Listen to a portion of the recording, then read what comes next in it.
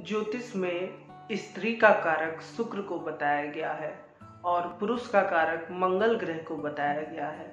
लेकिन जो जीव होता है अर्थात जिसे सामान्य भाषा में जान कहते हैं, उसका कारक बृहस्पति को बताया गया है। इस बात का क्या अर्थ है कि जो मनुष्य है या कोई पशु है या फिर कोई कीड़ा है, वो यदि जीवित है, चल फिर रहा है, कोई पेड़ यदि वृद्धि कर रहा है, तो उसके अंदर जो जीव बसा हुआ है, व्यक्ति के मनुष्य के अंदर यदि जान है, तो उसका कारक बृहस्पति होता है। तो ज्योतिष के इस बहुमूल्य बात से हम आज के अपने वीडियो को आरंभ करते हैं। तो जैसा कि आज का विषय है कि केतु ग्रह के बारे में हम जानेंगे, तो देखिए कि सबसे पहले केतु ग्रह को समझने के लिए आपको केतु के कुछ कारकत्व हैं उनके बारे में पता होना चाहिए, और दूसरी चीज की केतु की जो माइथोलॉजिकल स्टोरी है उसको भी थोड़ा सा आपको पता होना चाहिए, जिसकी वजह से आप केतु के ट्रेड्स को अच्छे से समझ सकते हैं। तो देखें कि सबसे पहले सभी को पता है कि भगवान विष्णु ने जब अमृत मंथन के बाद जब अमृत बट रहा था, तो उसके बाद राहु केतु जो एक राक्षस थे, उसका नाम मुझे नहीं याद आ रहा है, लेकिन उसके बाद उन्होंने जब वो अमृत ग्रहण कर लिया था और सूर्य चंद्रमा ने बताया था, तो भगवान विष्णु ने राहु केतु का सर धड़ से अलग कर दिया था। तो जो सिर वाला हिस्सा होता है वो राहु का हिस्सा होता है, और जो नीचे का हिस्सा है धड़ जिसे कहते हैं, वो केतु का हिस्सा माना जाता है।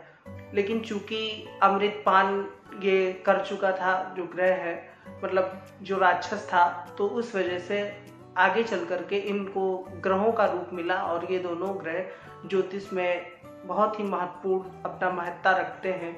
तो चूंकि ये धड़ है, तो केतु यदि धड़ है, तो आपको इससे क्या समझ में आता है? इससे ये बात समझ में आती है कि केतु का अपना कोई स्वरूप नहीं है। ये जिस ग्रह के साथ या जिस भाव के साथ बैठेगा, केतु एक ऊर्जा है, तो जिस ग्रह या जिस भाव के साथ बैठेगा वहां पे वो उसके अनुसार आपको उसकी ऊर्जा में वृद्धि करेगा या उसमें अपना फल देगा। और जो केतु एक प्रकार से अग्नि मानी जाती है, स्वच्छ माना जाता है। केतु कोई छलावा नहीं है, राहु छलावा है, लेकिन केतु के पास कोई बुद्धि नहीं है। तो ये ग्रहों में अपनी जो टेंडेंसी है, अपने जो कारकत्व है या जिस भाव में बैठता है, तो केतु यदि जैसे कि सबसे पहले कारक है, अलगाव का कारक है। दूसरी चीज, केतु त्याग का कारक है, केतु तपस्या का कारक है, केतु ध्वजा का कारक है, केतु सर झुकाने का कारक है, केतु आपका विजय का कारक है, केतु पतली पतली जो गलियां होती हैं उनका कारक है, केतु सामान्य रूप से दवाइयों का भी कारक होता है, केतु किसी जैसे कट फिट गया या चीर फाड़ हो गया इसका कारक है, चिकित्सा का कारक है केतु, तंत्र मंत्र जादू टोना इसका कारक है। केतु एक तरह से सिक्स सेंस का भी थोड़ा कोई कारक माना जाता है, जैसे कि कोई बात बेवजह व्यक्ति कहे और यदि वो सच हो जाए, या काली जुबान, या फिर कोई बात व्यक्ति को परेशान करना, इन सब चीजों का कारक है केतु। उलूल जुलूल जो लोग चीजें करते हैं, बेवजह की हरकतें, उसका भी कारक है, जिसके पीछे कोई भी लॉजिक ना हो, इसका भी कारक है केतु। तो कुल मिला के किन चीजों का कारक है वो मैंने आपको बताया है। तो इस हिसाब से आप समझ सकते हैं कि केतु जिस भाव में बैठेगा, अगर यदि अकेला बैठा है, तो वो अपने जो इन ट्रेड्स हैं इनको उस भाव के रूप में, उस भाव के साथ सामंजस्य करके बढ़ाने का प्रयास करेगा। तो जैसे देखिए कि सबसे पहले प्रथम भाव में यदि केतु हो, तो जैसा मैंने बताया कि व्यक्ति हो सकता है कि वो कभी कई बार कुछ मतलब कि कुछ ऐसी बातें करे जो लोगों के समझ से परे हो कि ये व्यक्ति क्या कर रहा है, या कोई वो ऐसा कार्य करे जिसे बाद में खुद ही उसको पछताना पड़े कि ये मैंने क्या किया है। या फिर लग्न चूंकि मस्तिष्क का भी कारक है, तो ऐसे व्यक्ति के माथे पे कोई चोट खरोच भी लग सकती है। लेकिन इसमें जैसा कि राशियों की हमने अभी बात नहीं की है, लेकिन राशियों का भी ध्यान रखना आवश्यक है। जैसे मान लीजिए कि केतु जल तत्व की राशि में बैठता है, तो वो अच्छा माना जाता है, क्योंकि भावनाएं भी एक तरह से, भावनाओं का कोई लॉजिक नहीं होता है कि क्यों हम किसी के प्रति भावुक है। अग्नि तत्व की राशि में भी केतु अच्छा माना जाता है, लेकिन जो पृथ्वी तत्व या जो वायु तत्व की राशियां हैं इनमें केतु अच्छा नहीं माना जाता, राहु इनमें ज्यादा अच्छा माना जाता है। तो इस हिसाब से यदि केतु इन राशियों में अकेला बैठा है, तो केतु बहुत अच्छा माना जाता है। तो सर्वप्रथम तो आपको राशि देखनी है। यदि केतु इस राशि में नहीं है, तब भी कोई निराश होने की बात नहीं है, यदि भाव अच्छा मिला है तो भी अच्छी बात है। अब केतु किन भाव में अच्छा होता है, तो जैसा कि जो राशियां बताई हैं उसी तरीके से भाव भी समझ सकते हैं कि जो धर्म त्रिकोण है, अर्थात कि जो त्रिकोण के भाव होते हैं 1, 5, 9, उनमें केतु अच्छा होता है।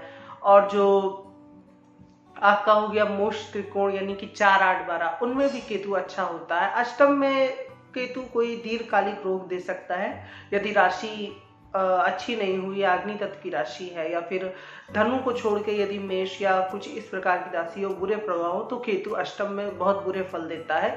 लेकिन बाकी जो है 4, 8, 12वें में भी केतु अच्छा फल देता है। तो कुल मिलाकर इस तरीके से समझ सकते हैं। दशम का केतु भी बहुत लोगों को अचानक ऊंचाई देता है, लेकिन उनको काफी अपने जीवन में संघर्ष करना पड़ता है।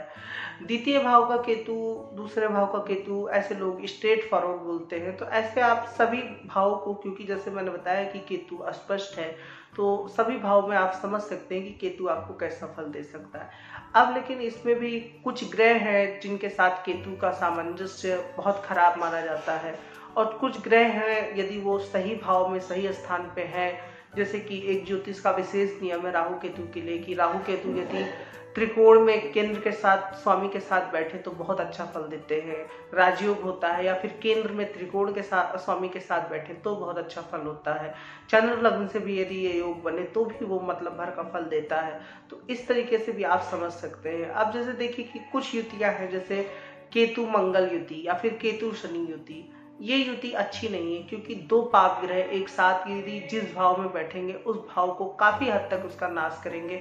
और यदि कहीं उसका कारक या फिर उसका भावेश, जैसे कि एक उदाहरण के लिए समझते हैं कि समझिए कि केतु और मंगल, ठीक है, वो मान लीजिए किसी के दूसरे भाव में बैठे हैं, तो पहला तो भाव का फलित क्या हो सकता है? भाव का फलित ये हो सकता है कि व्यक्ति स्ट्रेट फॉरवर्ड होगा, जो बोलेगा मुंह फट जैसे बोल सकता है। व्यक्ति कई बार कुछ ऐसा बोलेगा जिसका कोई सिर पाँव ना हो, ये भी हो सकता है। व्यक्ति के चेहरे पे चूंकि मंगल है तो तेज होगा, और व्यक्ति की बातें कई बार जहरीली लग सकती हैं लोगों की, इस तरीके से, क्योंकि दूसरा भाव वाणी का है। व्यक्ति का अचानक परिवार से अलगाव हो सकता है, तो इस तरीके का फलित हम कर सकते हैं। लेकिन अब इसमें दूसरे भाव का स्वामी कौन सा है? जैसे मान लीजिए किसी का वृश्चिक लग्न है तो दूसरे भाव का स्वामी होगा गुरु बनेगा। तो मान लीजिए इसमें गुरु भी पीड़ित हो, शनि से पीड़ित हो जाए, या अष्टम में बैठ के राहु के साथ पीड़ित हो, तो इसमें भाव बिगड़ गया, भावेश भी बिगड़ गया। और चूंकि गुरु ही दूसरे भाव का कारक भी बनता है, तो गुरु तो बिगड़ ही गया। तो इस प्रकार से उस भाव का पूरी तरीके से फल नष्ट हो गया। अब जो बाकी फैक्टर है उसमें भी अगर आता है, जैसे कि चंद्र कुंडली से दूसरा भाव भी खराब आ गया, या फिर जो अन्य चीजें हैं जैसे अष्टक वर्ग हो गया, उससे भी दूसरे भाव में कम बिंदु है, तो इस तरीके से ये उस भाव के फल में बहुत हद तक कमी करते हैं। लेकिन यदि बाकी चीजें अच्छी है तब भी केतु मंगल या केतु शनि का योग, क्या केतु राहु का योग तो हो नहीं सकता है, केतु सूर्य का योग भी उस भाव से संबंधित फल की हानि करता है। ये ज्योतिष का विशेष नियम याद में रखना चाहिए। लेकिन अब दूसरी ओर कई लोग का ये भी प्रश्न हो सकता है कि यदि जैसे मान लीजिए वो मंगल किसी त्रिकोण का स्वामी है, जैसे मान लीजिए चौथे भाव में केतु और आपका मंगल बैठा है, तो इसमें क्या फलित करे? यदि मान लीजिए मंगल किसी केंद्र का या त्रिकोण का स्वामी है, तो इसमें यह फलित होगा कि जो ग्रह के नेचुरल तत्व है, जो नेचुरल कारकत्व है, वो तो अपना जो गुण धर्म है वो तो देंगे ही। हो सकता है व्यक्ति के घर में झगड़े ज्यादा हो या व्यक्ति घर से दूर रहता हो, लेकिन चूंकि यहाँ पे मंगल कारक है और वो त्रिकोण या केंद्र का स्वामी है, तो हो सकता है व्यक्ति, क्योंकि चौथा भाव भूमि से संबंधित भी होता है, तो जो रियल एस्टेट का क्षेत्र है या जो भूमि मतलब लैंड परचेज, खरीदना बेचना, इन सब चीजों में व्यक्ति का कार्य क्षेत्र बहुत अच्छा हो। तो इस प्रकार से आप फलित कोई एक विषय पर बेस्ड नहीं होता है, फलित के कई आधार, कई आयाम होते हैं। उस हिसाब से आपको तय करना होगा कि हाँ ये चीज यहाँ पर, वही चीज वहां पर बुरा फल दे सकती है, और वही चीज किसी रूप में आपको अच्छा फल भी दे सकती है। तो आपको क्लासिफाई करना होगा कि क्या व्यक्ति के लिए अच्छा है, क्या व्यक्ति के लिए खराब है। क्योंकि जाहिर सी बात है कि ग्रह कभी भी, ये व्यक्ति को हमेशा मैं कहता हूँ कि ये नियम, ज्योतिष का मूलभूत जो नियम है वो याद रखें कि ग्रह के जो नेचुरल ट्रेड्स हैं, यानी कि जो प्राकृतिक कारक है ग्रह के, वो ग्रह कभी नहीं छोड़ता है और वो उस भाव में जरूर देता है। अब जरूरी नहीं है कि वो कारक के वजह से आपको अच्छा फल मिले, या कई बार हमें गुस्सा होना भी बहुत फायदेमंद देता है।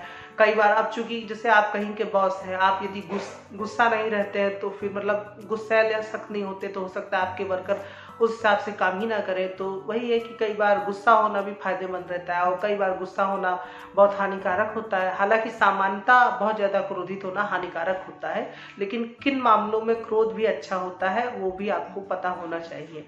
तो कुल मिला के आज हमने केतु की बात की। केतु में और भी चीजें आप समझ सकते हैं, जैसे कि अन्य युतियों की बात करें तो केतु और गुरु की युति भी आध्यात्म के लिए अच्छी बताई गई। केतु दरअसल है ही आध्यात्म का ग्रह है, इसे मटेरियलिस्टिक से नहीं जोड़ना चाहिए। मटेरियलिस्टिक जो भौतिक चीजें हैं इनमें केतु अलगाव पैदा करता है, या तो आपका खुद ही मन उस तरफ से नहीं जाएगा, या फिर परिस्थितियां ऐसी बन जाएंगी जो भौतिक संसाधन है या जो भौतिक वस्तुएं हैं उनको आपको उनसे वंचित रहना पड़ जाए। तो ये भी चीज देखी गई है। लेकिन इसमें केतु के जो अच्छे ट्रेड्स हैं, जैसे यदि आप कोई सर्जरी के चिकित्सक बनना चाहते हैं तो उसके लिए केतु अच्छा होना बहुत जरूरी है, उसके लिए केतु का सहयोग बहुत आवश्यक है। यदि आप कोई पुजारी बनना चाहते हैं तो उसके लिए भी केतु बहुत इंपॉर्टेंट है। यदि आप कोई धार्मिक नेता बनना चाहते हैं, बहुत लोग आजकल पॉलिटिशियन जो होते हैं वो धर्म के भी कई पॉलिटिशियन होते हैं जो अपने धर्म के बेस पर ही उनका पॉलिटिकल आधार रहता है, तो उसके लिए भी केतु की महत्ता बढ़ जाती है। केतु की महत्ता तंत्र मंत्र सन्यासी के लिए भी बढ़ जाती है। तो कुल मिला के केतु विजय का कारक है। कई बार लोग बहुत मेहनत करते हैं या तमाम चीजें करते हैं लेकिन उन्हें विजय या सफलता नहीं मिलती है, और कई बार कोई होता कि इन्होंने कुछ भी नहीं किया लेकिन फिर भी ये सफल है। तो केतु इस चीज का, इस टेंडेंसी का भी कारक है। तो इन सब चीजों के लिए केतु का अच्छा होना बहुत आवश्यक है। केतु यदि धनु राशि में हो या मीन में हो तो केतु अच्छा फल देता है। केतु के साथ गुरु बैठा हो तो केतु अच्छा फल देता है, लेकिन इसमें भी गुरु के भी कुछ काट छाट करता है केतु, कुछ चीजें हटाता है। लेकिन उसको आप इस तरीके से समझ सकते हैं कि जैसे गुरु संतान भाव का स्वामी है तो संतान होने में थोड़ी दिक्कत हो सकती है। लेकिन वही जो जैसे कि गुरु भी आध्यात्म का ग्रह है, केतु भी आध्यात्म का ग्रह है, तो व्यक्ति को यदि वो आध्यात्म की ओर जाना चाहे तो उसका बहुत ही कल्याण होता है। तो इस तरीके से भी आप समझ सकते हैं। केतु और शुक्र की युति विवाह के लिए उतनी अच्छी नहीं मानी गई है। अफेक्शन या जो मतलब एक दूसरे के प्रति लगाव बहुत ज्यादा, या आपको लगेगा कि आपका पार्टनर आपके प्रति लगाव शो नहीं कर रहा है जितना आप चाहते हैं कि वो शो करे, तो ये चीजें भी दिखाती हैं केतु और शुक्र की युति में। केतु और शनि की युति बहुत ज्यादा नीरसता और अलगाव के बाद की नीरसता, डिप्रेशन, इन सब चीजों को दिखाती है। यदि राशि भी थोड़ी सी गड़बड़ राशि है तो फिर केतु और शनि का प्रभाव बहुत हद तक व्यक्ति को कोई गहरी चोट या कोई बीमारी, अल्पायु, ये सब योग भी देती है। सप्तम में हो तो हालांकि सप्तम के लिए और भी चीजें होनी चाहिए, लेकिन देखनी चाहिए, लेकिन सामान्यता यदि केतु और शनि बैठे हो तो 60 से 70% उस भाव का फल नष्ट ही कर देते हैं, इतना समझना चाहिए। और बाकी चीजें भी यदि बिगड़ी हुई तो निश्चित ही उस भाव का फल समझना चाहिए। तो आशा करता हूँ कि आपको केतु का फलित समझ में आया होगा कि केतु को किस तरीके से कुंडली में देखते हैं। हमेशा कभी भी एक बात का ध्यान रखिए कि हर चीज, हर बात अपने चार्ट पे लगा करके देखने की आवश्यकता नहीं होती है। आप कई और लोगों के चार्ट को देखें और उसके बाद जब आप किसी ग्रह को देखेंगे, समझने की कोशिश करेंगे कि ये ग्रह इस व्यक्ति के जीवन में किस तरह फल दे रहा है, ये ग्रह इस व्यक्ति के इस जीवन में इस भाव में बैठकर किस तरह के फल दे रहा है। तो जब आप कई चार्ट देखेंगे तब आपको किसी एक ग्रह के फल को समझने में आसानी होगी कि ग्रह वास्तव में फल किस तरह से देते हैं। अन्यथा यदि आप सिर्फ अपने चार्ट को देखेंगे तो कुछ बातें आपको लगेंगी कि मैं सही कह रहा हूँ और कुछ बातें आपको लग सकती हैं कि बिल्कुल ही गलत कह रहा हूँ। तो जैसा मैंने पहले भी बताया कि फलित के कई आयाम होते हैं। फलित कोई मतलब ऐसे कि तय नहीं है कि ये ब्लैक है और ये वाइट है, इस तरीके से नहीं हो सकता है। एक व्यक्ति में कई पर्सनालिटी एग्जिस्ट करती हैं। व्यक्ति एक समय में, कई लोग ऐसे होते हैं जो बहुत अच्छे होते हैं, उसी हो सकता है कि उनका अपनी पत्नी के साथ व्यवहार अच्छा ना हो। तो इस तरीके की कई चीजें होती हैं जिसको आपको देखना चाहिए। और बाकी जो कुंडलियां होती हैं, वर कुंडलियां, उनमें भी केतु कैसी राशि में बैठा है इसका भी बहुत ही मतलब असर पड़ता है केतु की शुभता अशुभता नापने या जानने में। तो कुल मिलाकर के आज के लिए इतना ही रखते हैं। आशा करता हूँ कि मैंने जो बातें कही हैं वो आपको समझ में आई होगी। यदि आपको ये बातें अच्छी लगी तो आप मेरी वीडियो को लाइक कर सकते हैं और मेरे चैनल को जरूर से सब्सक्राइब करें। आज के लिए इतना ही रखते हैं। धन्यवाद।